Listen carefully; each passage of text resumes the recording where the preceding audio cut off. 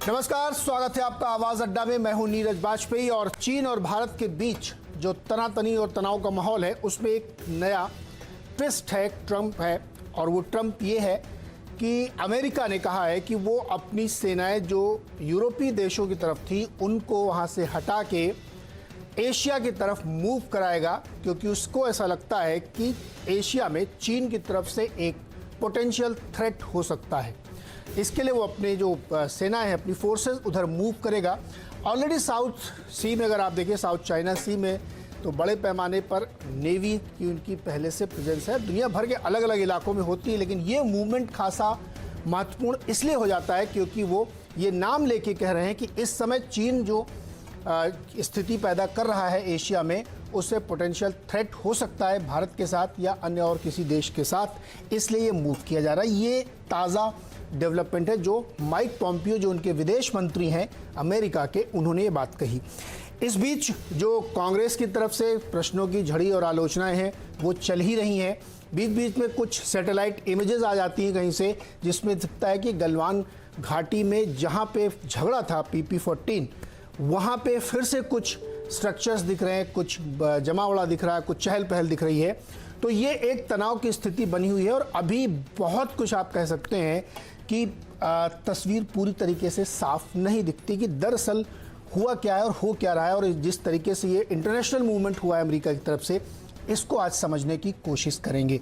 आपको अपने मेहमानों से परिचय कराएं जिनके साथ हम ये चर्चा करने वाले। हमारे तरफ साथ होंगे गोपाल कृष्ण अग्रवाल जी, जो भारतीय जनता पार्टी के प्रवक्ता हैं, और इसके साथ ही साधना भारती जी हैं जो कांग्रेस की प्रवक्ता हैं। अशोक सज्जनहार जी हैं, पूर्व राजनयिक हैं। डिप्लोमेसी के एंगल से भी इस विषय को समझना ज़रूरी है। और लेफ्टिनेंट जनरल AK सिवाच रक्षा विशेषज्ञ हैं। अब चूंकि रक्षा का मामला आ चुका है, अमेरिका का मूवमेंट हो रहा है, तो उसको भी हम समझेंगे सिवाच जी से। और साथ ही हमारे अपने सुशांत शरीन जी हैं, स्ट्रेटजिक अफेयर्स के बड़े जानकार। और सुशांत जी से तो बातचीत होगी, थोड़ी गर्मा गर्म बातचीत होगी। मैं आज कुछ ट्रिकी क्वेश्चन सुशांत जी से पूछने वाला हूं, लेकिन सबसे पहले गोपाल कृष्ण अग्रवाल जी के साथ। गोपाल जी, अमेरिका की तरफ से ये बयान दे दिया गया है कि हम अपनी सेनाएं एशिया में मूव कर रहे हैं क्योंकि चीन की तरफ से पोटेंशियल थ्रेट है। क्या आप इसको ये मानते हैं कि ये हमारे लिए मददगार होगा?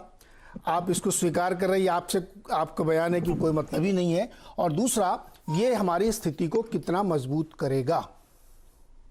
देखिए, कोई सेना किसी की लेके वो युद्ध में हमारे साथ लड़ेंगे ऐसी कोई बात नहीं है। लेकिन जितना भी ग्लोबल सपोर्ट है, चाहे रशिया का है, चाहे अमेरिका का है, चाहे ऑस्ट्रेलिया का है, यह अपने आप में बहुत महत्वपूर्ण है कि भारत की अब जो पहचान है विश्व स्तर पे वह अच्छी मजबूत है। और भारत की जो पक्ष है उसको ये सब लोग एक्सेप्ट कर रहे हैं। जहां तक चाइना का इंकर्शन है, और वो कोई पहली बार नहीं है, चाइना इस तरह की बॉर्डर पे हरकतें बार बार करता रहता है। लेकिन इस बार जिस तरह की तैयारी के साथ भारतीय सेना ने उसको मुंह तोड़ जवाब देने की जो पहल की है, उससे चाइना भी एक तरफ बौखलाया हुआ और विश्व स्तर पे भारत की स्थिति मजबूत हुई है। उसी आकलन को देखते हुए यह चीजें स्वागत योग्य है। लेकिन कोई उनकी सैन्य मदद ले लेंगे और वो हमारे साथ लड़ाई करेंगे, ऐसी स्थिति की बात अभी ऐसी बात नहीं है। भारत डिप्लोमेटिक स्तर पे भी बात कर रहे हैं, मजबूती से बात कर रहे हैं, इकोनॉमिक स्तर पे भी चाइना को डील कर रहे हैं, और आर्मी एयरफोर्स भी पूरी तैयारी के साथ काम कर रहे हैं। तो आज के समय में किसी को युद्ध करना कोई आसान नहीं है। वो तो देखते हैं कि सामने वाला कितना कमजोर है, कितनी शक्तिशाली से तैयारी करता है, कितने लोग उसके साथ हैं। चाइना अपने आप में पूरी तरह एक तरीके से घिर चुका है, जिस तरह का उसने मिस एडवेंचर किया है। गोपाल जी, देखिए, बिना कहे या बिना मांगे जिस तरीके के बयान अमेरिका ने दिए हैं, तो क्या वाकई स्थिति इतनी है खराब कि उसको इस तरह के कहना पड़ा? चूंकि ऑफिशियल स्टेटमेंट सरकार की तरफ से मुझे तो मैंने नहीं पढ़ा अभी तक कि इस विषय पे क्या बोला हो माइक पॉम्पियो की बाइट पे। तो क्या ये है कुछ ऐसी तस्वीर जिसकी वजह से वो मूवमेंट कर रहे हैं, या वो अपना ही एक कार्ड खेल रहे हैं कि उनके लिए एक तीर से 2-3 निशाने हो रहे हैं?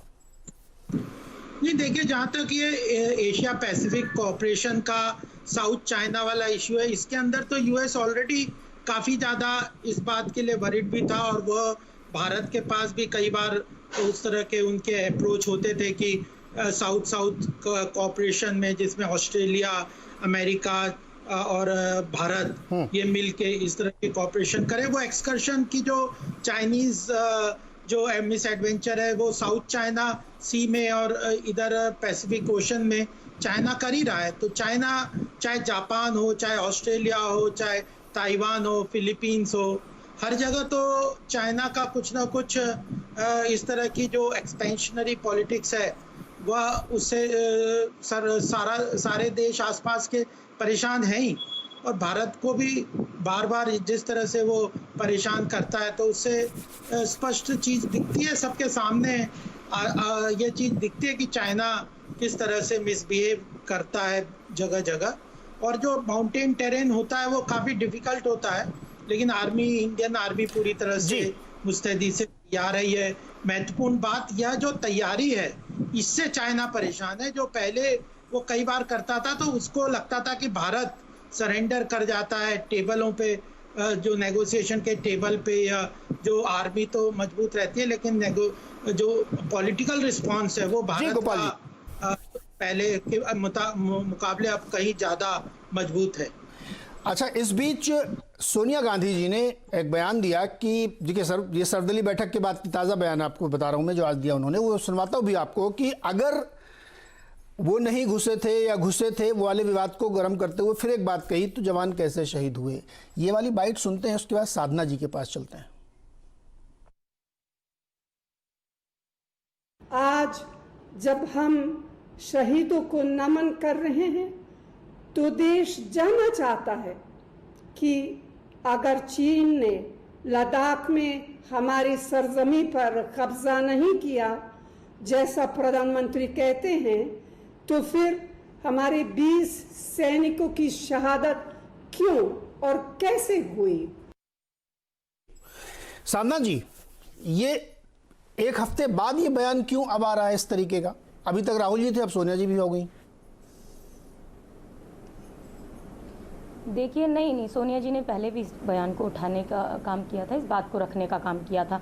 ये तो इसीलिए पूछा जा रहा है ना क्योंकि माननीय प्रधानमंत्री जी ने सैन्य अधिकारियों के, अपने रक्षा मंत्री, अपने विदेश मंत्री, जो न्यूज़पेपर के द्वारा सैटेलाइट की पिक्चर छापी गई, जो मीडिया कर्मी द्वारा दिखाई गई, उनको झुटलाते हुए, उन्होंने नकारते हुए ये कहा कि कोई घुसपैठ हुई नहीं। तो हम तो पूछेंगे ना कि अगर कोई घुसपैठ हुई नहीं तो फिर 20 जो जवान शहीद हुए वो कैसे हुए, कहाँ हुए? और फिर उसके बाद जो 20 जून को सरकार की तरफ से एक बयान आया ऑफिशियल, तो उसमें प्रधानमंत्री जी की बात का बिल्कुल विपरीत बयान हमें पढ़ने को मिला। और पूछा जाएगा कि जो जून में जो बैठकें हुई कमांडरों के बीच में वो किस लिए थी, डिसएंगेजमेंट की बात कहाँ से आई, डी एस्केलेशन की बात कहाँ से आई, तो पूछा तो जाएगा क्योंकि इन्होंने चाइना को क्लीन चिट दे दी। चाइना ने कोट कर दिया कि अरे प्रधानमंत्री भारत के कह रहे हैं कि नहीं घुसपैठ हुई, देखिए हम भी कह रहे हैं नहीं घुसपैठ हुई, गलवान वैली तो हमारी थी, वो तो कहते रहे अरुणाचल प्रदेश हमारा था। तो मैं पूछना चाहती हूं कि वो छल पे छल करता आया, हम अड़े रहे विश्वासों पर, कितने समझौते थोप दिए हमने बेटों की लाशों पर। अब लाशें भी ये बोल उठी, मत अंतर मन पर घात करो और दुश्मन जो भाषा समझ सके अब उस भाषा में बात करो। और उस भाषा में बात करने के लिए आज भारतीय जनता पार्टी की जो सरकार है उसके साथ हम भूभागीय अखंडता और देश की संप्रभुता के लिए सरकार के साथ खड़े हैं। बार बार कहते रहे, देश के 134 करोड़ नागरिक खड़े हुए हैं, लेकिन सरकार बैठी हुई है क्योंकि बार बार ये डाइवर्ट एंड रूल का फॉर्मूला अपनाने का काम करते हैं। क्यों करने का काम किया जाता है? मैं कहती हूं चीन से कि क्या कहते हो, मेरे भारत से चीनी टकराएंगे? अरे चीनी को तो हम पानी में गोल गोल के पी जाएंगे, लेकिन वो विशुद्धता, वो बर्बरता हमने उसको शुद्ध किया और हमने उसको बुद्ध दिया था, उसने हमको युद्ध दिया। तो जब युद्ध करने की बात वो करता है, जब इन्हीं की पार्टी की लद्दाख की सभासद ने ये कहा कि अरे मैं आगाह कर रही हूं, टेलीग्राफ को उन्होंने इंटरव्यू दिया, मैं उनकी लाइनें कोट करती हूं, उन्होंने कहा कि भेड़े चराने के लिए मैं जहां भेज सकती थी अब नहीं भेज सकती क्योंकि चीन की सेनाओं ने वहां कब्जा कर लिया है। इनकी पार्टी के अरुणाचल प्रदेश के पूर्व अध्यक्ष रहे तापिर गाव जी ने कहा, जो कि अभी लोकसभा के सदस्य 2 बार नियुक्त हुए, वहां से चुनकर आए, उन्होंने कहा कि 50 से 60 किलोमीटर की जो जमीन है भारत की वो चीन के द्वारा कब्जा की गई। तो मैं पूछना चाहती हूं कि क्या इनके जो नेता हैं वो भी झूठ बोल रहे हैं? उन्होंने लोकसभा में भी इस बात को उठाया, तो सरकार की चुप्पी क्यों है? क्यों मोदी जी चुप्पी साध कर बैठ गए हैं? तो सवाल तो पूछे जाएंगे ना सर, और लोकतंत्र है तो हम सवाल पूछेंगे। ये भी तो ट्वीट कर करके सवाल पूछते थे लोकतंत्र में, तो हमने तो इन्हें कभी एंटी नेशनल नहीं कहा। तो जब हम सवाल पूछ रहे हैं तो जवाब दीजिए ना सर। बहुत विनम्रता जी। से राष्ट्र प्रवक्ता होने के नाते बोल रही हूं मैं कि जवाब दीजिए।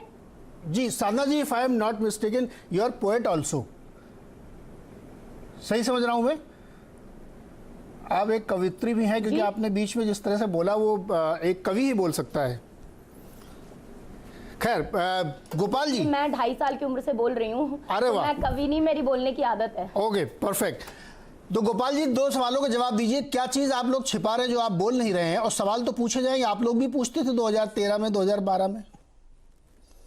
नहीं, सवाल पूछने का कोई प्रॉब्लम नहीं है, सवाल पूछें और उन सवालों के जब प्रधानमंत्री जवाब दे दे तो उस पर विश्वास करना चाहिए। इनमें ग्लोबल टाइम्स पे ज्यादा विश्वास है, भारत के प्रधानमंत्री पे विश्वास नहीं है, यह पहली बात है।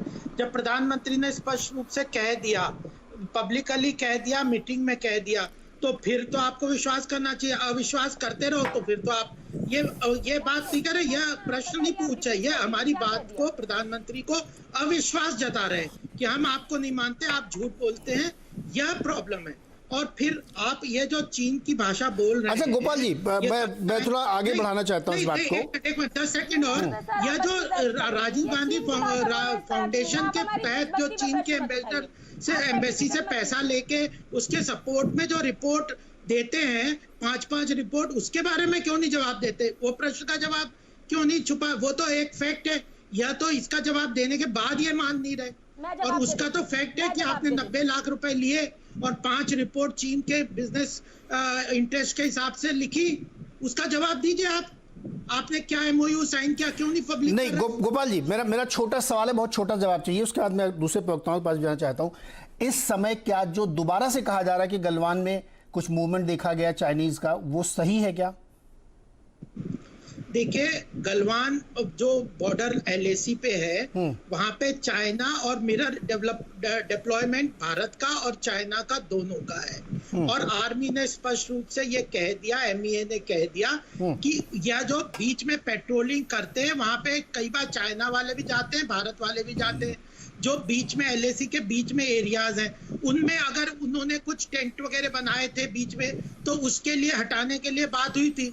हटाने का 6 जून को जो एग्रीमेंट हुआ था, उसको देखने गए थे कि उन लोगों ने हटाया या नहीं, और उसमें उन्होंने ठक्कर, इतना स्पष्ट रूप से भी इन लोगों को मानना नहीं है ना, तो इनका क्या करें? ठीक है, भारत की जमीन में घुसा है, ये तो कोई LAC क्रॉस करके भारत की जमीन। ठीक है गोपाल जी रुकिए। साधना जी 30 सेकंड आप भी बोलिए, फिर मैं सुशांत जी के पास जाता हूँ। 30 सेकंड साधना जी, आप इशारा करें।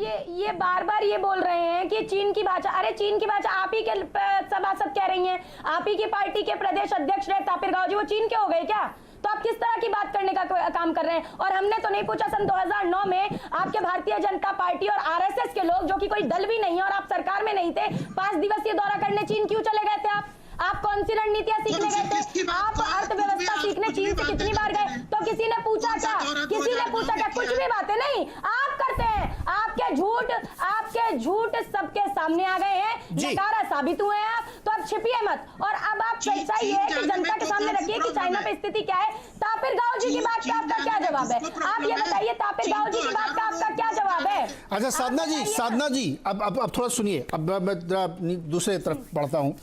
सुशांत जी, डेवलपमेंट ये है अभी जो एक सुन रहे थे आप, इसके अलावा एक डेवलपमेंट जो हमने शुरुआत में रखा कि अमेरिका की तरफ से एक बयान दिया गया माइक पॉम्पियो का कि हम मूव कर रहे हैं, ये कर रहे हैं, वो कर रहे हैं। 2 सवाल मेरे आपसे जोड़ के जवाब दे दीजिए। एक तो ताज़ा स्थिति, और दूसरा जो ये मूवमेंट अमेरिका की तरफ से हुआ, इसको भारत को कैसे लेना चाहिए?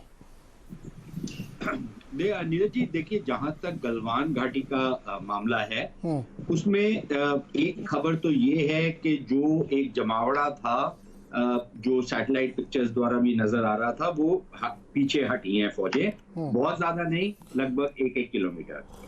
विवाद एक पर्टिकुलर स्पॉट पे है जो बिल्कुल LAC पे है, और उस पे सैटेलाइट इमेजेस जो है, उस पे कुछ लोगों का मानना ये है कि वहां पर जो जमावड़ा है या वहां पर जो दोबारा से रिकंस्ट्रक्शन हुई है, बिल्कुल ये LAC के ऊपर है, वो चीनियों का है।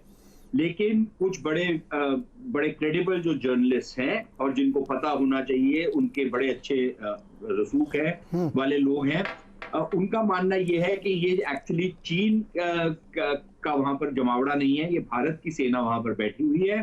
और उस पर एक छोटा सा विवाद है, लेकिन मैं जो भारतीय पत्रकार हैं जिन्होंने इसके बारे में खुलासा किया कि ये भारत का जमावड़ा है, मैं जब तक मेरे पास कोई और प्रमाण ना आए मैं उनके साथ जाना पसंद करूंगा, क्योंकि उनकी क्रेडिबिलिटी बहुत है मेरी नजरों में। तो एक तो वहां पर ये हालात है, लेकिन LAC के और क्षेत्र हैं जहां पर ये हालात जो है बहुत नाजुक हैं।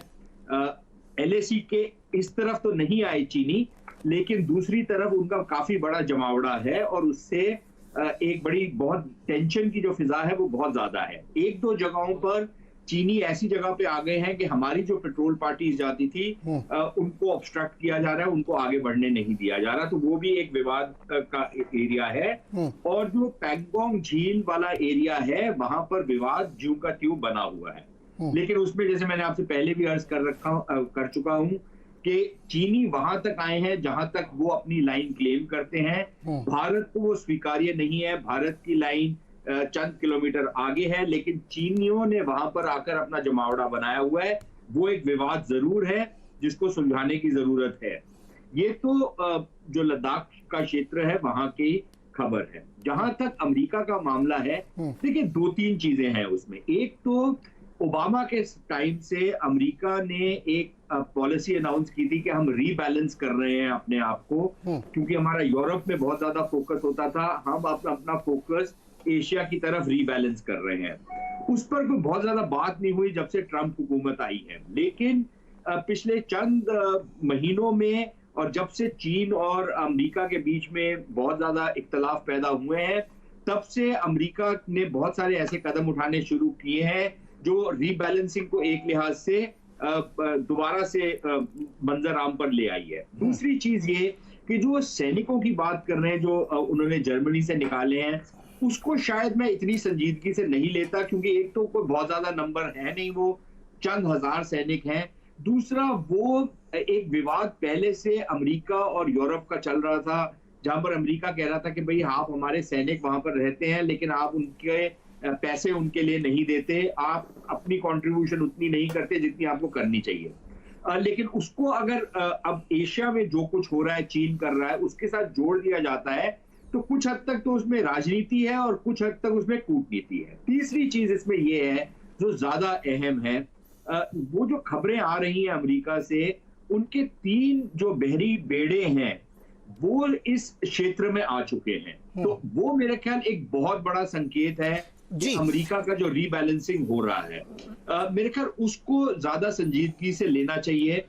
और जहां तक भारत का सवाल है कि अमेरिका क्या भारत के साथ के पक्ष में आएगा, शायद अभी तक उसके कोई आसार उस लिहाज से नजर नहीं आ रहे, लेकिन मेरे ख्याल वो काफी हद तक उस चीज पे निर्भर करेगा कि भारत खुद कितना टिका रहता है जी। अगर भारत ने मतलब कि एक तरीके से दुबक गया भारत, तो फिर शायद भारत का जो एक तस्वर है इन सारे देशों में कि ये एक देश है जो चीन के साथ खड़ा के सामने खड़ा रहेगा, वो जो उनका तस्वर है वो टूट जाएगा। लेकिन अगर भारत खड़ा रहा तो फिर मेरे ख्याल जो ज्यादा बड़ी एक रीअलाइनमेंट की बात हो रही है इस सारे क्षेत्र में, मेरे ख्याल वो ज्यादा हद तक आगे बढ़नी शुरू हो जाए। जी सुशांत जी, यही सवाल मैं अशोक जी आपके पास लेके आता हूं। देखिए, ये मुझे तो याद नहीं आता कि पहली बार कब अमेरिका ने इस तरीके से जी एक शब्द और बोल दूं, फिर उसके बाद एम्बेसडर साहब बेहतर बता सकेंगे। हाँ। एक जो चीज अभी नजर आ रही है वो ये है कि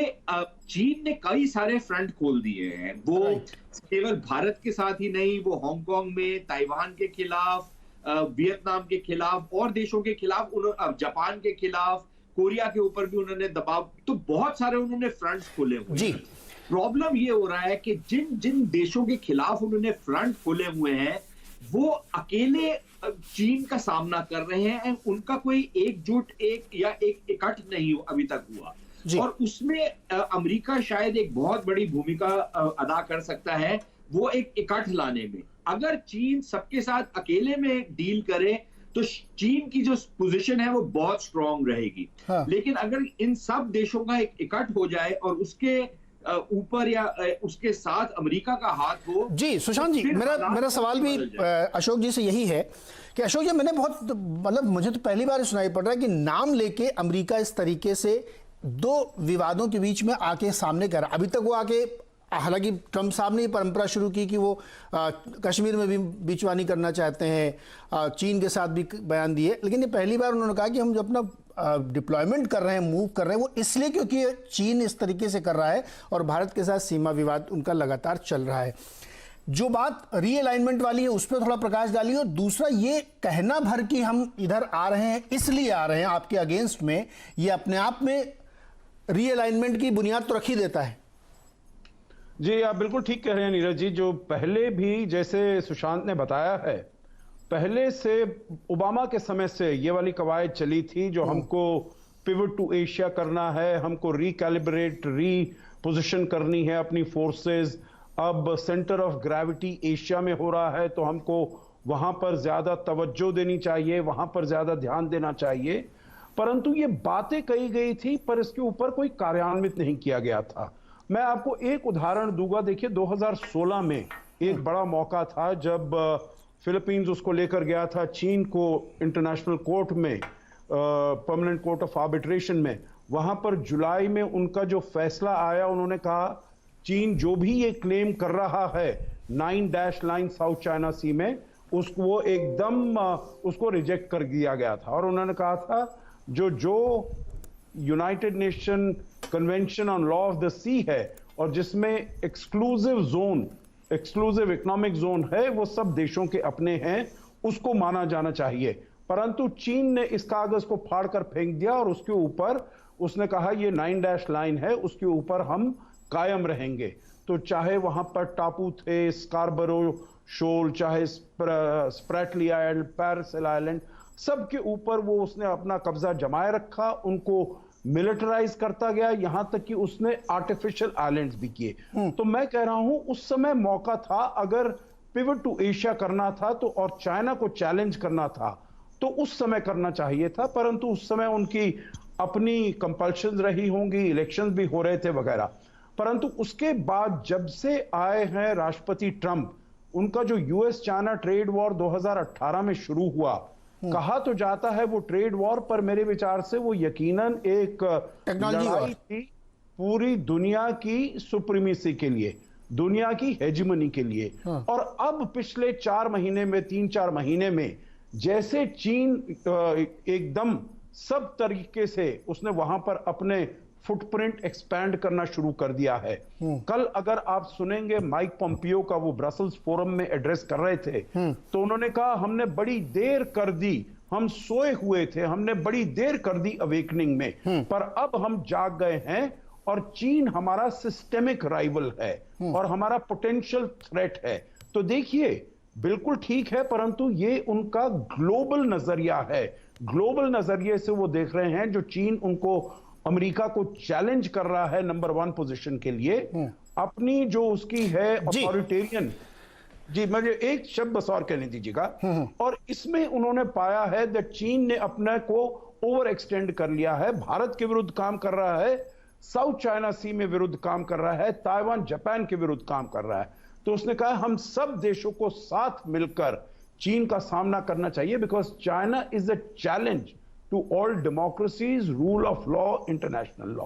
तो इसीलिए उसने कहा है, और मैं आपसे सहमत हूं, जो पहली बार मैंने ये सुना है अमेरिका ऐसे बोलते हुए, पर भारत को कैसे लेना चाहिए, I think it is a big shot in the arm for India. जी, और ये मुझे लगता है कि एक बहुत बड़ी अपॉर्चुनिटी है कि उस रीअलाइनमेंट में अपनी आप पोजीशनिंग कर सकें और उसको बेहतर तरीके से यूटिलाइज कर सकें। क्योंकि देखिए ये आपने एक जो भी शब्द यूज किया कि वर्ल्ड सुप्रीमेसी की लड़ाई है, उसमें मैं जोड़ देता हूं कि एक टेक्नोलॉजी की लड़ाई है और टेक्नोलॉजी के जरिए सुप्रीमेसी है। वो झगड़ा बहुत सर्वविदित है कि कौन उस पर कब्जा करना चाहता है। वो 5G की बात मैं कर रहा हूँ, हुआवे की लड़ाई जो चल रही है, वो बहुत बड़ी लड़ाई है जिसको चीन और अमेरिका लड़ रहे हैं। ट्रेड वॉर उसका एक टूल है सिर्फ।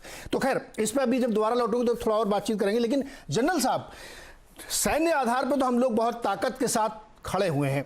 ये जो अब परिस्थिति बन रही है, जैसा कि शरीन साहब कह रहे हैं कि कुछ जगहों पर अभी भी झगड़े जैसी स्थिति है या वो है, उनको सुलझाना है बातों से, लेकिन जो परिस्थिति अब बन रही है अमेरिका की तरफ से, वो आइसिंग है ऑन द केक है कि हमको तो एक नैतिक बल भी मिल गया है कि देखिए हमारे साथ वर्ल्ड की सबसे बड़ी ताकत खड़ी है। बहुत सारे और देश हमारे साथ खड़े हैं, क्योंकि चीन की जो ये जमीन हड़पों वाली योजना है उससे बहुत लोग सहमत नहीं हैं। तो आप थोड़ा इस नज़रिए से मुझे समझाइए कि जो बॉर्डर पे सिचुएशन है उसको लेकर के हमारी प्रिपरेशन और ये अमेरिका का मूवमेंट उस पर किस तरीके से हमें फ़ायदा देगा। देखो, इसमें कोई दो शक नहीं, जो अमेरिका ने बोला है, माइक पोम्पियो ने, मिनिस्टर ऑफ स्टेट ने, ये एक प्रकार शॉट इन द आर्म है, इसमें कोई डाउट नहीं। मगर लड़ाई हमने खुद लड़नी है, ये समझने की कोशिश करनी चाहिए। जो लड़ाई हमने लद्दाख में लड़नी है वो हमने खुद लड़नी है चीन के अगेंस्ट। आपको बाहर से कोई हेल्प कर सकता है, मगर एक्चुअल लड़ाई का एक्शन आपने लेना है। जो आज की तारीख में सिचुएशन है लद्दाख के अंदर, वो एक प्रकार से कॉम्प्लेक्स है, फ्लूइड है। उसको कहना कि कुछ सिचुएशन ठीक हो गई है, ये शायद प्रीमेच्योर होगा।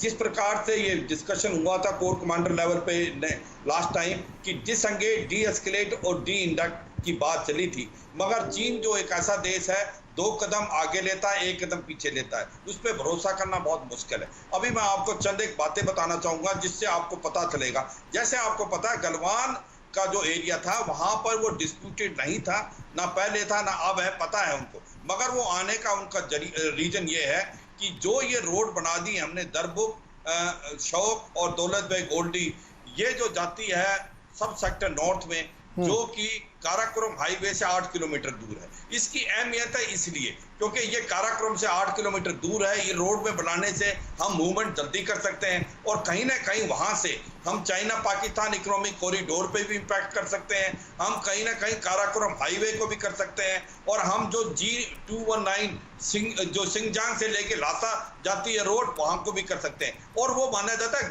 गेटवे टू एक्साइचेन, वहां पर से हम एक्साइचेन की तरफ भी जा सकते हैं। तो चीन को कहीं ना कहीं तो ये लग रहा है डर कि अगर मान लो भारत ने ये रोड बनाई है और उसके साथ हमने जो गलवान नदी पे ब्रिज बना के जो फीडर रोड बना दी PP 14, 15 और 17 में, तो उसने सोचा कि ये हो सकता है आने वाले समय में भारत कुछ ऐसी कार्रवाई कर सकता है एक्साइचेन की तरफ जो उसके अगेंस्ट हो। इसीलिए उसने गलवान में जो ब्रिज था उसको बनाने के लिए बहुत ज्यादा रजिस्टेंस किया था, पर हमने बना लिया है। तो इस बात को हमने मद्देनजर रखना है। अब गलवान में तो शायद वो डिसएंगेज हुआ है ऐसा लगता है, इसका कहना पुख्ता नहीं है, मगर जो इसने अभी कार्रवाई की डेप्सेंग में और दौलत बेग गोल्डी में कुछ न कुछ हरकतें ज्यादा स्टार्ट कर दी हैं, जहां पर वो पेट्रोलिंग को भी रोक रहे हैं। वो मैं आपको सही जो रीजन बताने की कोशिश कर रहा हूं कि एक जो दौलत बेग गोल्डी और साइचन ग्लेशियर का जो एरिया है वो एक ऐसा कॉन्फ्लुएंस है जहां पर चीन और पाकिस्तान इकट्ठे मिलकर लड़ सकते हैं। और ये एक ऐसा टाइम है जहां पर पाकिस्तान भी इसका इस्तेमाल करना चाहेगा और चीन की मदद करना चाहेगा, तो साइचन ग्लेशियर की भी कुछ पोस्ट ऑफ अटैक कर सकते हैं। हो सकता है ये स्कारतू जो भी आप सर ये तो स्कारतू, 2 मिनट मेरे को बोलने दो। स्कारतू भी जो एयरपोर्ट है, एयरफील्ड भी चाइना ले ले। मेरा मतलब ये है कहने का सिचुएशन कॉम्प्लेक्स है और जो चीन सोच विचार कर रहा है वो हमें आगे की समझना चाहिए। ये सोचे कि आने वाले टाइम में सिचुएशन सुधर जाएगी, डिसएंगेज होगी और उसके बाद डी इंडक्शन हो जाए, ये सही सोचना ठीक नहीं होगा। चीन की अगले मूव के बारे में आपको नहीं पता, आप उतने तैयार रहो जितना वो है, तो अगर आप उतने ही ताकतवर हो आपकी इज्जत करेगा। अगर आप प्रिपेयर्ड नहीं हो तो ये सोच लेना कि आप लड़ाई के लिए तैयार। देखिए बिल्कुल जनरल साहब आप सही कह रहे हैं कि हमारी अपनी प्रिपेयर्डनेस है और अगर कोई ऐसी अनफॉर्चुनेट घटना होती है तो हमारी जमीन पे होगी। वो एक अपना उसका एक नुकसान और जो है वो होगा ही। साधना जी और गोपाल जी आपके पास आता हूं। के बारे में बता दूं थोड़ा सा सर मैं लौट के आता हूं, फिर एक बार इसको चर्चा शुरू करेंगे। साधना जी देखिए, अब आप हमारे साथ, भारत के साथ अमेरिका भी आ चुका है। हमारे लिए जो आप लोग हमेशा आलोचना करते हैं कि प्रधानमंत्री जी की जो डिप्लोमेसी वो काम नहीं कर रही है, अब अमेरिका ने आपके साथ खुल के नाम लेके साथ में कह दिया कि हम तो इसीलिए यहाँ पे मूवमेंट कर रहे हैं क्योंकि हमको ये पोटेंशियल थ्रेट लग रही है और हम भारत के साथ हैं। तो अब तो आप लोगों को संतुष्ट होना चाहिए ना, जो आप पॉलिसी की कह रहे थे कि काम नहीं कर रही है। हम लोगों ने कांग्रेस पार्टी ने शुरुआत से ही ये कहा कि हम भारत की भूभागीय अखंडता, संप्रभुता के लिए भाजपा, कांग्रेस, पक्ष विपक्ष सब एक हो जाएंगे और अगर चीन को चमगादड़ की तरह उल्टा लटकाना पड़ा तो वो भी लटकाएंगे। हमने कहा हम उसके लिए साथ में खड़े हैं आपके साथ। लेकिन हमने प्रश्न तब उठाया जब प्रधानमंत्री जी सर्वदलीय बैठक में ये कह देते हैं कि कोई घुसपैठ हुई नहीं और चीन को उससे बल मिला। तो हमने उस पर प्रश्न उठाया तो क्या गलत किया। आज भी मैं आपको बता देती हूँ कि पूर्व army commander general DS Hooda ji के हवाले से एक खबर छपी, उसमें बताया गया कि गलवान नदी का जो रिवर बेड है उस पर नई सड़क का निर्माण किया गया और बड़ी संख्या में मिलिट्री व्हीकल और बुलडोजरों की मौजूदगी साफ साफ जो सैटेलाइट की पिक्चर है उसमें देखी जा रही है। अब इन सवालों को आप कैसे नकार देंगे? आप अपने रक्षा मंत्री के बयानों को नकार देते हैं और उसके बाद मैं बोलती हूं, इन्होंने कहा प्रधानमंत्री जी ने, आदरणीय सम्माननीय प्रधानमंत्री जी कहते हैं सैनिक मारते मारते मरे। पहली बात तो मैं बचपन से भाषण दे रही हूं, मैंने आज तक नहीं सुना कि सैनिक मारते मारते मरते हैं। सैनिक मारते मारते शहीद होते हैं। तो इस शब्दावली पे मेरी आपत्ति शुरू से रही, लेकिन मैं मंशा पे कोई प्रश्न नहीं उठा रही, क्योंकि किसी भी पराक्रमी पुरोधा की मां अपने बेटे की शहादत पर गर्व करती है, मरने पर गर्व नहीं करती। दूसरी चीज, तो जब ये सैनिक शहीद हुए तो ये कहां शहीद हुए वो बताइए आप। तो आपको ये चीजें तो क्लियर करनी पड़ेंगी ना हिंदुस्तान के सामने। हम तो सही कह रहे हैं, हमने कहा सब साथ देने तैयार करें, लेकिन आज नेपाल भी आपको आंखें दिखा रहे हैं, आज पाकिस्तान भी आंखें दिखा रहा है, चीन भी गुर्रा रहा है। तो आप 56 इंच का सीना क्या विपक्षियों को दिखाने के लिए रखे हैं अपने पास? आप लाल आंखें दिखाने की बात करते थे तो क्या विपक्षियों को दिखाएंगे लाल आंखें? आप लाल आंखें दिखाइए ना चीन को, कब लाल आंखें दिखाएंगे? मैं पूछना चाहती हूँ कि कब तक चीन की माया चलने देंगे, कब तक निहत्थे सैनिकों को लड़ने देंगे? अरे सैनिक ऐसे शहीद होते रहेंगे कब तक? जब तक मोदी जी झूठ बोलकर चुपचाप रहेंगे तब तक, क्योंकि सब्र और सहने की भी सीमा होती है। बांध टूटता धीरज का जब अति होती है और अति होने पर पिंड और परिवर्तन होता, तब नई सुबह की नई सृष्टि का सृजन होता। और उस नई सुबह की नई सृष्टि का सृजन करने के लिए मोदी जी लाल आंखें दिखाइए, आप 56 इंच का सीना दिखाइए, आप घुसकर मारिए, आप 67 में हमने मारा, 86 में हमने मारा, 2013 में हमने मारा, मारिए ना, हम तैयार हैं, आपके साथ खड़े हैं। गोपाल जी जवाब। डाइवर्ट एंड रूल मत देखिए, पहली बात तो मैं ये कहना चाहता हूँ जी साधना जी, अब आप जवाब सुनिए। साधना जी जवाब सुनिए।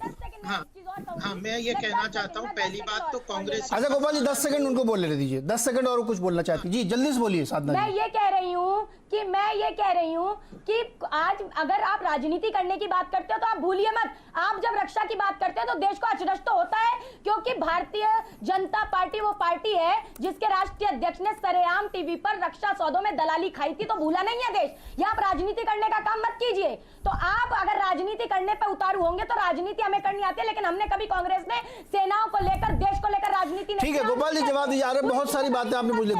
गोपाल जी जवाब देंगे। पहली बात तो यह है कि कांग्रेसियों का सारा जोर और बहादुरी टेलीविजन चैनल पे, ट्वीट पे और देश के अंदर ही निकलता है। और बात यह है कि ये जब प्रश्न कहते हैं आर्मी हमारी बहुत मजबूत है, लेकिन जब आप पूछ रहे हैं तो आप उसकी बहादुरी पे ही तो क्वेश्चन कर रहे हैं, और किस पे कर रहे हैं? तो आप कहिए ना, जब अमेरिका साथ हो गया उसका स्वागत भी करेंगे। नेपाल ने जरा सी, अब आप बीच में मत बोलिए साधना जी, मैंने आपकी कविताएं सुन ली, ये कविताएं सोनिया जी को सुनाइएगा।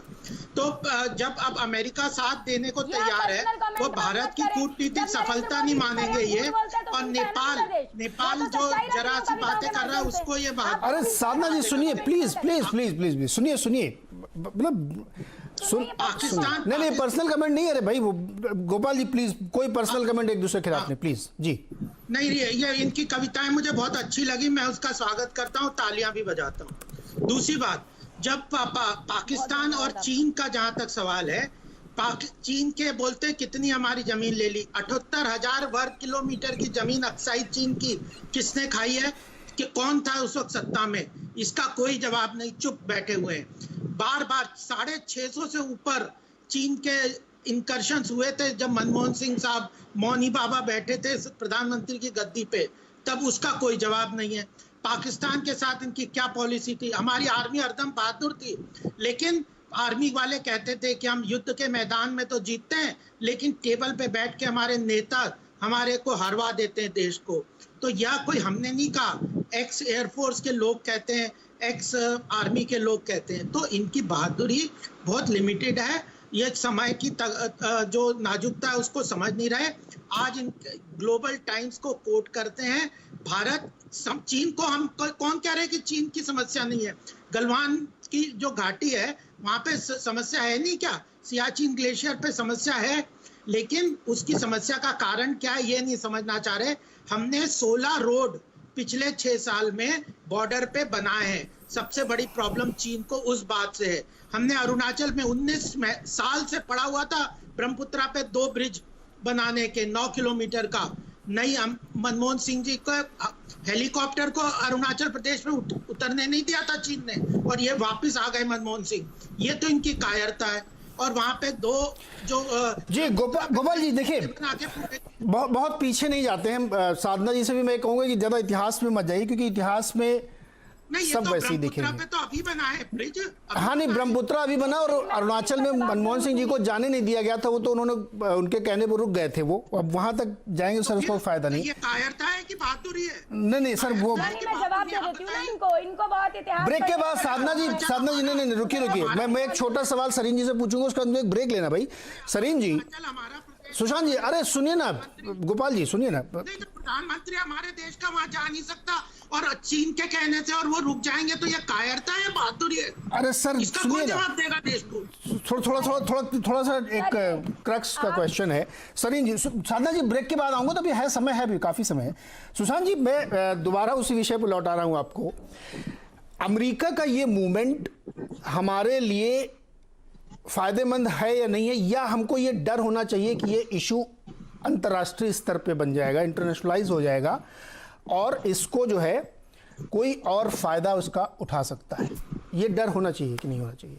नहीं, मेरे ख्याल इसमें अभी तक तो कोई ऐसा नहीं लगता कि किसी डर की बात है, लेकिन प्रॉब्लम ज्यादा ये है कि अमेरिका की तरफ से जो बयान आया है या जो उनकी फोर्सेस की मूवमेंट हुई है वो अपनी जगह, लेकिन अगर हम कोई एक ऐसी संधि की बात कर रहे हैं या एक ऐसी अलायंस की बात कर रहे हैं जो सारे जो देश चीन से एक लिहाज से सताए हुए हैं चीन के, वो सारे के सारे एक प्लेटफॉर्म पे आ जाएं और सारे के सारे इकट्ठा चीन को एक लिहाज से कन्फ्रंट करें, तो उसका कोई फ्रेमवर्क अभी तक है नहीं हमारे सामने।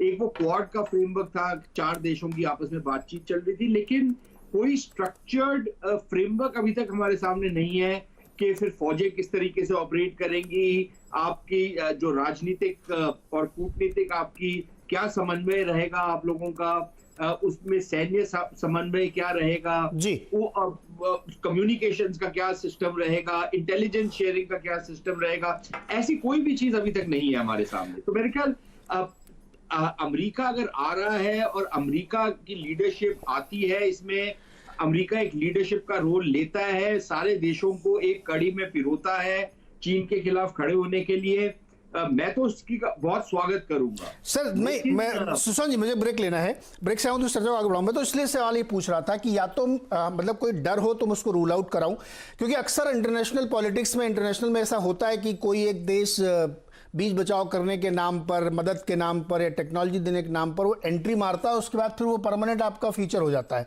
तो मैं सिर्फ उसको समझने के लिए आपसे सवाल पूछा था, या तो रूल आउट कर दें या फिर भारत जैसा आप कह रहे हैं कि इसका एडवांटेज लेना चाहिए। देखिए मुझे लगता है कि नॉन अलाइनमेंट का कोई मतलब नहीं है, अलाइनमेंट तो होगा।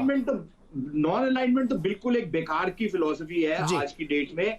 हम नॉन अलाइनमेंट के साथ हम कैसे आगे बढ़ेंगे? हमारे को अलाइन जरूर करना पड़ेगा, लेकिन अलाइनमेंट का स्ट्रक्चर क्या होगा बेकल, वो हमारे लिए जरूरी है। दूसरी चीज, हमारे को अपने ऊपर थोड़ा कॉन्फिडेंस होना चाहिए। क्या हम इतने कमजोर देश हैं, हम इतने कमजोर लोग हैं कि अगर हमारा कोई इस तरीके की संधि होती है, हमने 1970 में नहीं की थी रूसियों के साथ, तो रूसी कौन से आगे यहाँ पर बैठ गए थे और कौन सा हमारे सर के ऊपर तांडव करना उन्होंने शुरू कर दिया था।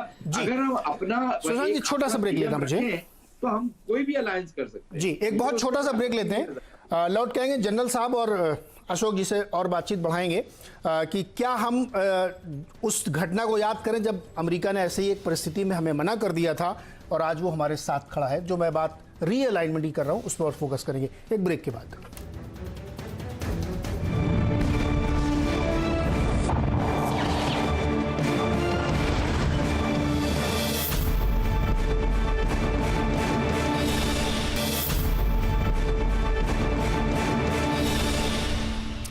स्वागत है एक बार फिर से आपका आवाज अड्डा में, और चर्चा आज हो रही जो नए डेवलपमेंट्स हुए हैं चीन के साथ जो तनाव चल रहा है उसको लेकर के, और बीच में अमेरिका के विदेश मंत्री की एक टिप्पणी लेकर। अशोक जी, हमने इसीलिए अपने शो का नाम रखा है ट्रंप कार्ड और क्वेश्चन मार्क लगाया है हमारे लिए ट्रंप कार्ड ये? मैं तो समझता हूं बिल्कुल है। देखिए, ये ऐसा समय है जब अमेरिका और भारत के हित बहुत क्षेत्रों में मिलते हैं। अब ये आप कह सकते हैं जो कुछ क्षेत्र हैं जहां नहीं भी मिलते हैं आपके, और जो ऑपोजिशन लीडर्स हैं वो कह सकते हैं H1B में देखिए क्या कर दिया वगैरह वगैरह, वो उनकी अपनी इंटरनल इलेक्शन की जो जरूरत है उसमें कर रहे हैं। पर अगर आप बड़े तौर पर देखें, मैक्रो तौर पर देखें, आज भारत के और अमेरिका के सामरिक हित, आर्थिक हित, हर तरीके से हमारे हित मिले हुए हैं। और सबसे बड़ा जो हित है वो है राइज ऑफ चाइना, और अग्रेसिव राइज ऑफ चाइना, और बेलिजरेंट राइज ऑफ चाइना, और उसको कैसे डील किया जाए, उसको कैसे कंट्रोल किया जाए, ये एक चैलेंज है जो दोनों देशों के सामने एक साथ मुंह बाए खड़ा है। और ये अभी शुरुआत हुई है इसकी करीब 2-3-4 महीने से। और देखिए भारत के लिए तो ये है ही बहुत बड़ी चुनौती है, क्योंकि हमारा 3,500 किलोमीटर का उनके साथ सीमा है। परंतु उसके साथ साथ हमको ये भी समझना चाहिए, जो अगर चीन किसी एक देश से डरता है पूरे विश्व में तो वो है अमेरिका। और देखिए इसीलिए वो अमेरिका के विरुद्ध कुछ भी बात कहता रहे, परंतु उसके साथ बातचीत करने के लिए भी हमेशा राजी होता है। तो अब अमेरिका अगर एक बारी खुलकर सामने आता है और कहता है जो वो भारत के साथ है, साउथ चाइना सी में उसने अपने पोत वहां पर छोड़ दिए हैं, जितने भी 3 बड़े बड़े पोत, और चैलेंज करने के लिए वो तैयार है। जो मैं पहले कर रहा था, जो चैलेंज अगर 2016 में किया जाता तो ये नौबत आज मेरे विचार से नहीं आनी थी। परंतु देर आए दुरुस्त आए। अब अमेरिका ने समझ लिया है जो चीन उसको चुनौती दे रहा है नंबर 1 पोजीशन के लिए, वो इतनी आसानी से इस पोजीशन को नहीं जाने देगा। और वो देखता है भारत और चीन का, भारत और अमेरिका का दोनों के हित इस क्षेत्र में, और जैसे मैंने कहा आर्थिक क्षेत्र में, सामरिक और डिफेंस क्षेत्र में, सैनिक क्षेत्र में, सब जगह हमारे इंटरेस्ट मिलते हैं, हित मिलते हैं। तो हमको इसका पूरा फायदा उठाना चाहिए। देखिए दूसरी चीज आपके किसी पैनलिस्ट ने शायद कही थी, जो अगर ऑस्ट्रेलिया हमारे साथ आए, रूस आए, देखिए रूस हमारे साथ इतनी ज्यादा नहीं आने वाला है। रूस के संबंध चीन के साथ भी बहुत अच्छे हैं, और रूस चीन के ऊपर बहुत डिपेंडेंट है। चीन उसमें बड़ी शक्ति है, रूस उसमें छोटी शक्ति है। तो इसीलिए रूस ने कहा है ये दोनों देश, चीन और भारत, अपना जो मामला है खुद सुलझा लेंगे। ऑस्ट्रेलिया, जापान वगैरह छोटे छोटे देश हैं, उनकी तुलना अमेरिका से नहीं की जा सकती।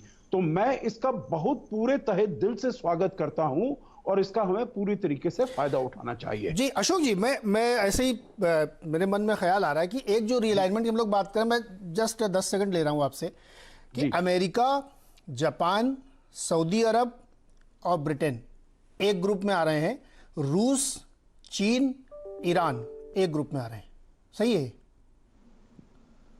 हाँ, किस मैं इसलिए कह रहा हूं सर कि पिछले दिनों जो तेल का खेल और तेल की लड़ाई और गल्फ की इतनी लड़ाई, उसके बाद ये जो टेक्नोलॉजी की लड़ाई शुरू हुई है, उसमें अगर आप मतलब मैंने जो पढ़ा उससे मुझे कुछ कुछ ये संकेत मिले कि ये एक अलग तरीके का ग्रुप बन रहा है, जिसमें रूस की पोजीशन बड़ी डायल्यूट है, वो कभी इधर कभी उधर। तो आप सही कह रहे हैं कि वो ज्यादा उस तरफ उसका झुकाव है, क्योंकि वो भी नहीं चाहेगा कि अमेरिका इतना ताकतवर क्यों हो। तो ये एक नया वर्ल्ड ऑर्डर बनता हुआ मुझे दिख रहा है, उसमें भारत की अपनी प्लेसिंग करनी है। जी आप बिल्कुल ठीक कह रहे हैं। देखिए मैं एक इसमें बस 10 सेकंड लूंगा, और उसमें मैं ये कहूंगा, भारत की जो नीति है, नॉन अलाइनमेंट तो हमने बिल्कुल खत्म कर दिया। अब हमारी जो नीति है वो है मल्टी अलाइनमेंट। हम देखिए, आप पिछले साल भी, उसके पिछले साल भी, जब G20 मीटिंग हुई थी ओसाका में, तो एक भारत था जिसकी मुलाकात हुई जापान के लीडर शिंजो आबे और राष्ट्रपति ट्रंप के साथ। भारत की मुलाकात राष्ट्रपति पुतिन और राष्ट्रपति शी जिनपिंग। तो हम देख रहे हैं जो किस किस इशू पर हम किस किस देश के साथ अलाइन कर रहे हैं, अपने हितों को आगे ले जाते हुए। और मेरे विचार से उसमें हम ठीक है, चीन के साथ अब हमारा ये मसला है, प्रॉब्लम है, परंतु रूस है, आपने मिडिल ईस्ट का जिक्र किया, साउथ ईस्ट एशिया का जिक्र किया, तो जहां जहां हमारे अहम हित हैं वहां जनरल साहब अलाइनमेंट्स कर रहे हैं। जनरल साहब, आप जब पिछली बार आए तो आपने कई सारी चीजें बताई थी, कुछ चीजें आप और उसमें एक्सप्लेन करना चाहते थे, प्लीज करें। पहले तो मैं जो अभी सज्जन आर साहब बोल रहे थे इसमें कोई डाउट नहीं, अमेरिका अगर हमारे साथ आता है इंडो पैसिफिक में तो बहुत फायदा है। याद रखो जब पूरी फुल फ्लैग लड़ाई हुई तो सबसे ज्यादा इंपॉर्टेंट रोल खेलेगी इंडियन नेवी, और वो जो है इंडियन ओशन में जो सी लेन है, चीन का 70 से 80% जो ट्रेड है वो जाता है इंडियन ओशन से, तो कहीं ना कहीं उल्टा दबाव तो पड़ेगा चीन के ऊपर अगर इंडियन ओशन इंडो पैसिफिक में अमेरिका भी खुल के भारत के साथ आता है। तो ये एक कूटनीति की जीत है, इसको हमें अपनाना चाहिए, बहुत जरूरी है। और दूसरी बात जो रूस की बात हो रही थी, रूस एक ऐसा देश है जिसको आजकल वो ट्रेडर है, वो रूस के भारत के साथ रिलेशन अच्छे क्यों हैं, क्योंकि भारत उससे 70 से 80% आजकल मिलिट्री हार्डवेयर खरीदता है तो पैसा मिलता है, तो इस हिसाब से हमारे साथ है। मगर आज उसके चीन के साथ बहुत ज्यादा बड़े संबंध है, और चीन का जो BRI का वो एक प्रकार से बहुत बड़ी मदद कर रहा है। तो आज की तारीख में रूस जो है चीन के अगेंस्ट कभी खड़ा नहीं हो सकता, उसकी हिम्मत नहीं है। तो हमें अपनी लड़ाई अलग लड़नी है, मगर अमेरिका अगर हमारे साथ होता है तो हमें बहुत फायदा होगा। इससे क्या होगा कि चीन ओवरऑल एक प्रकार से आइसोलेट हो गया पूरे वर्ल्ड के अंदर। अगर आप देखो चीन के साथ पाकिस्तान के अलावा कोई ऐसा देश नहीं खड़ा जो कि ऑल आउट उसके साथ जाए। दूसरा पॉइंट आपने जो पूछा, ये एक बहुत बड़ी चीज है जो बता रहा था मैं, कॉम्प्लेक्सिटी क्या है लद्दाख में, कहीं सिचुएशन थोड़ी सी इंप्रूव होती है तो कहीं डिटोरेट होती है। मगर जो चीन ओवरऑल क्या सोच नीति बना के आया है वहां पर, दो नीति पे काम कर रहा है। एक वो कहीं ना कहीं हमारे ऊपर जो प्रेशर है उसका एक ही है, कहीं उसको ऐसा लगने लगा जब से हमने ये पास एब्रोगेशन किया आर्टिकल 370 और 35A, और उसके बाद ये भी पार्लियामेंट में बातचीत होगी, एक्साइचिन भी हमारा हिस्सा है। चाहे एक्साइचिन हो या गिलगिट बाल्टिस्तान हो, चीन को दोनों बहुत इंपॉर्टेंट है, क्योंकि गिलगिट बाल्टिस्तान में से उनका चाइना पाकिस्तान इकोनॉमिक कॉरिडोर जाता है जो कि एक फ्लैगशिप प्रोजेक्ट है। अगर वो फेल हो गया तो पूरा BRI फेल होगा। और वैसे भी आपको पता होना चाहिए उसमें काम बहुत धीरे चल रहा है कि ऑलमोस्ट 20% काम चल रहा है, तो उसको डर है। तो ये दो बातों से चीन कहीं ना कहीं एक प्रकार से प्रेशर डालना चाहता था इंडिया पे कि आप गिलगिट बाल्टिस्तान और ये एक्साइचिन में जाने वाली बातें छोड़ दो। मुझे लगता नहीं कि चीन फुल फ्लैश वार के लिए जा रहा है। क्यों नहीं जा रहा? क्योंकि अगर वो फुल फ्लैश वार करता है भारत के साथ तो इकोनॉमिकली उसको बहुत बड़ा नुकसान होगा। जो वो सुपर पावर बनने के सपने ले रहा है वो सारे ध्वस्त हो जाएंगे, अगले 10 साल तक वो उठ नहीं पाएगा, क्योंकि भारत एक पुश ओवर नहीं है। अगर भारत और चीन की पूरी लड़ाई होती है तो भारत उसको जरूरत से ज्यादा जवाब देगा, क्योंकि हमारे अंदर क्षमता है, हमारे अंदर एयरफोर्स जो हमारी है वो उससे एज है, क्योंकि जो हमारे एयरफील्ड है उनकी हाइट लोअर है और हम अपने आर्मामेंट ज्यादा ले जा सकते हैं। इसलिए अगर लड़ाई होती है कल चीन के साथ लद्दाख में या पूरे लाइन ऑफ एक्शन कंट्रोल में, तो जो है भारत उसको बहुत बड़ी टक्कर देगा और हो सकता है चीन को साधना जी, सरप्राइज लगे।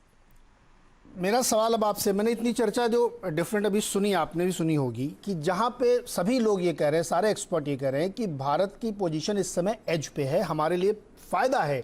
अमेरिका के उस बयान को ले लीजिए, स्ट्रेटेजिकली ले लीजिए आप, कुछ नहीं होने वाला, कोई लड़ाई नहीं हो रही, लेकिन हमारे लिए एक बहुत बड़ी बात है कि एक दुनिया की बड़ी ताकत हमारे साथ खड़ी दिख रही है। ऐसी परिस्थिति में जब डिप्लोमेटिक वे से काम हो रहा है, स्ट्रेटजिक वे से काम हो रहा है, सीमा पे हमारे जवान बहुत मुस्तैदी से लगे हुए हैं, तो रादर कि इसको और मजबूत किया जाए, सरकार के साथ खड़े होकर सॉलिडारिटी दिखाया जाए। आप सवाल पे सवाल दाग रहे हैं, इससे फायदा किसको हो रहा है? देखिए सरकार के साथ तो हमने कहा ना, मैंने तो 3 बार तो मैं बोल चुकी, कांग्रेस अरे आप बार बार जब क्वेश्चन पूछती, ग्लोबल टाइम्स उसको छाप देता है कि देखिए वहां ये मुख्य विपक्षी पार्टी सवाल कर रही है। अरे हम सवाल नहीं कर रहे सर, लोकतंत्र हम चाइना के थोड़ी ना है जो हम सवाल नहीं कर सकते। हम हिंदुस्तान के नागरिक हैं, हम सवाल कर सकते हैं, और हम ये सवाल नहीं करते हैं क्या? तो हमने इनको कभी ये कहा कि आपने सवाल क्यों किया? सवाल हम इसलिए कर रहे हैं, बहुत सीधी सी बात है। अभी इन्होंने 10 तरह की बातें की, सेना का सम्मान, हम तो सेना का सम्मान करते ही आए हैं। कांग्रेस पार्टी देश की आजादी से लेकर अब तक सेना का सम्मान हमेशा से करते आए हम। अरे आपने सेना का अपमान तब किया भारतीय जनता पार्टी के लोगों ने जब इनकी RSS ने ये कह दिया कि सेना तो सीमा पर देरी से पहुंचेगी, हमारी सेनाएं तैयार है। कहां गई सेनाएं? 1925 में बन गया था RSS, ना तो 47 में इनकी सेनाएं दिखी कच्छाधारी सेना, ना आज कच्छाधारी सेना नजर आती है। आप मुझे ये बताइए, कायरता की बात ये करते हैं। अरे कायर कौन होता है? रक्षा सौदों में दलाली खाने वाला कायर होता है, आतंकवादियों को कंधार पहुंचाने वाला कायर होता है। देश के लिए जिन्होंने हित का काम किया, आतंकवाद से लड़ते लड़ते इंदिरा गांधी जी ने जान गंवाई, राजीव गांधी जी ने जान गंवाई, ये उन प्रधानमंत्रियों की अस्मिता पर सवाल प्रश्न उठा देते हैं। ये मनमोहन सिंह जी जो देश के प्रधानमंत्री है उनको इस तरह के शब्दों का उच्चारण करते हैं। और अगर हम मोदी जी को कम बोलने से ज्यादा अच्छा है कि कम बोलते हैं वो मनमोहन सिंह जी और काम करते हैं देश हित के लिए, लेकिन ये तो चिल्ला चिल्ला कर गला फाड़ फाड़ कर झूठ बोलते हैं। देश की सेना जो सेनाएं हैं, अरे साधना जी, आप इतना बता ही रही तो कम से कम वही बता दीजिए कि वो एक जो बड़ा विवाद चलता है। सुनिए ना आप, सवाल सुनिए ना आप, बड़ा अच्छा बोल रही हैं।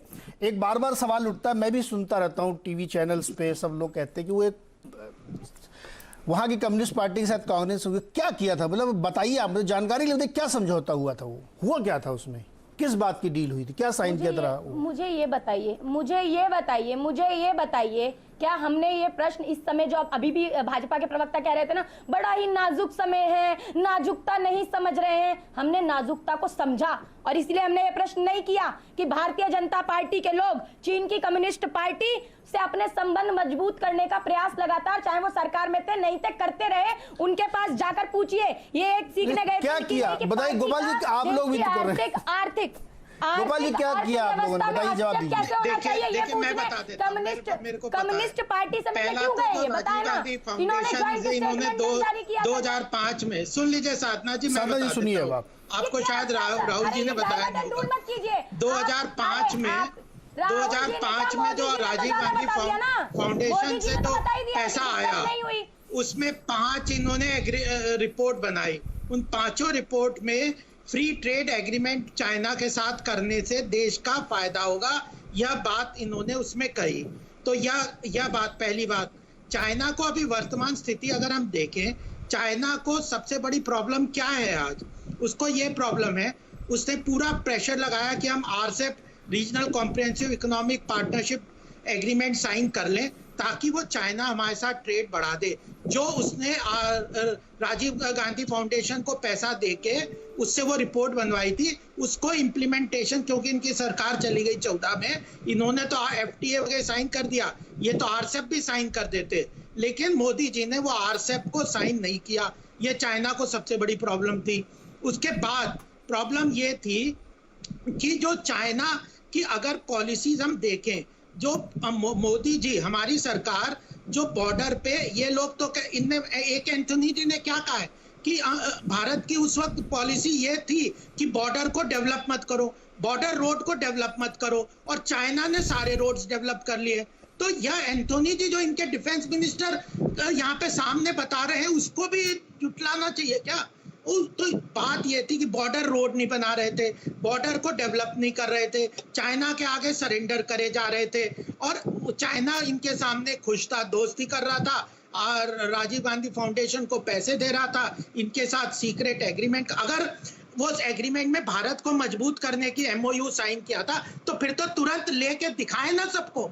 अगर वो था तो फिर क्या छुपाने की बात है, फिर तो बताएं कि देखिए हमने 2008 में इतना बढ़िया शी जिनपिंग के साथ समझौता किया, ले आए सामने, दूध का दूध और पानी का पानी हो जाएगा। और अभी नॉन अलाइनमेंट की बात हुई है, मेरा जो स्टडी है नॉन अलाइनमेंट का, वह केवल ये कहता है, नॉन अलाइंड नेहरू जी ने केवल भारत के हितों से नॉन अलाइन हो गए थे। वो विश्व में किसी के साथ चाहे माओ से गले मिलना है, भारत के हितों को पूरी तरह से नजरअंदाज करते थे। पाकिस्तान से दोस्ती करना, आप अलाइनमेंट की फेवर में है सर, सीधी सीधी बात ये है। नहीं, नॉन अलाइनमेंट के बिल्कुल फेवर में नहीं है। नॉन अलाइनमेंट भारत के इंटरेस्ट से दूर कर रहा था भारत को। राशन तो दिया नहीं, अरे नॉन अलाइनमेंट होता क्या है? अरे अब भारत के ग्लोबल इंटरेस्ट में भारत का इंटरेस्ट देखने में, जिस देश के साथ हमें दोस्ती करनी है उसके साथ हम जाएंगे, जिससे हमारे को दुश्मनी से फायदा। अच्छा गोपाल जी, समय बिल्कुल मेरा खत्म हो रहा है, मैं एक बहुत छोटे छोटे कमेंट ले लेता हूं, उसके अंदर वाइंड अप करना। सर काफी बातचीत हम लोगों ने करी, सुशांत जी फाइनल कमेंट 30 सेकंड में सर। यार देखो, फाइनल कमेंट कुछ नहीं है, ये इस समय तक सवाल तो जितने मर्जी कोई भी उठाते रहे, लेकिन अगर कोई अकल वाले सवाल उठाए तो फायदा है, नहीं तो राजनीति जितनी मर्जी करते रहे उसका कोई फायदा मुझे तो नजर नहीं आता। दूसरी चीज ये कि हालात बड़े नाजुक हैं और हमको किसी भ्रम में नहीं रहना चाहिए कि कोई हमारी मदद के लिए आएगा, कोई नहीं आएगा, हमको खुद ही ये लड़ाई लड़नी पड़ेगी। हम खुद लड़ लेंगे तो बाकी सारे हमारे साथ खड़े होंगे, हम नहीं लड़ पाएंगे तो सारे हमारे को त्याग देंगे, दूसरी बात। और तीसरी बात ये है कि थोड़ा सा हमारे को हौसला और संयम रखना चाहिए, हर चीज के ऊपर रिएक्ट करने की जरूरत नहीं होती, और अगर थोड़ी वास्तविकता के ऊपर पॉलिटिशियंस जो है बातचीत करें तो बेहतर होगा। लफ्जों की हेरफेर में तो आप जो मर्जी बोलते रहे, लेकिन उससे ना तो सच्चाई सुशांत छुपती जी, है ना सच्चाई बनती है। समय खत्म हो रहा है। बहुत बेहतरीन एक डिस्कशन हुआ। मैं इसलिए कह रहा हूँ, साधना जी और गोपाल जी आप लोग भी शामिल थे इसमें। इस परिस्थिति को समझना बहुत ज़रूरी है। जो सुशांत जी कह रहे हैं, जो अशोक जी ने कहा कि हम एक नए अलाइनमेंट की स्थिति पे खड़े हैं, हमको बहुत सारी चीज़ें हमको तय करनी है। बाहर से जो लोग मदद के लिए कह रहे हैं या आ रहे हैं वो एक अलग मुद्दा है। और इस परिस्थिति में विपक्ष को मेरा ये मानना है कि साथ खड़े होना चाहिए। बार बार क्वेश्चन करके वो कोई कंस्ट्रक्टिव आइडिया आप दे देते। मैंने कल एक कांग्रेसी प्रवक्ता से पूछा था कि आप बार बार आलोचना कर रहे हैं तो उसका हल भी तो बताएं, क्या करें, युद्ध करें क्या? अगर डिप्लोमेसी है तो बातचीत चल रही है, बॉर्डर पे सैनिक तैनात है, यही तो करेंगे ना। आप होते तो यही करते। तो वो सरकार कर रही है। तो अगर सोल्यूशन नहीं बता रहे हैं तो आप बहुत ज़्यादा क्रिटिसाइज करके देश का कोई भला नहीं कर रहे। बहुत बहुत शुक्रिया हमारे साथ जुड़ने के लिए और हैप्पी वीकेंड आप सबको। देखते रहिए CNBC आवाज़।